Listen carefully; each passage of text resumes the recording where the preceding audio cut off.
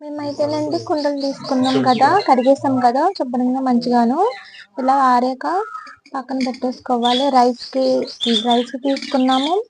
పాలు అవి తోడబెట్టుకుంటాం కదా, దీంట్లోని పాలు తోడబెట్టుకున్నప్పుడు పెరుగు శుభ్రంగా వాటర్ అంతా పీల్చుకుని చాలా గట్టిగా అవుతుంది పెరుగు అయితేనే.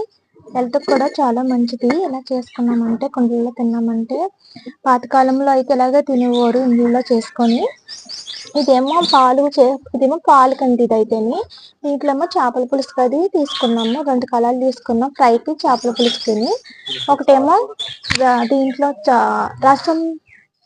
రసం చేసుకోవచ్చు. ఇందులో కూడాను ఇందులో కర్రీ చేసుకోవచ్చు, ఇందులో రైస్ చేసుకోవచ్చు. ఇందులోని మేము సరిపోలని కుండలు తీసుకున్నాము వండుకుంటాకి. కుకింగ్ కానించి అయితే కుండల్లో చేసుకుంటాం మేమైతే. కుండలు హెల్త్ కి మంచిదని ఇవే ఎక్కువ చేసుకున్నాం మేము.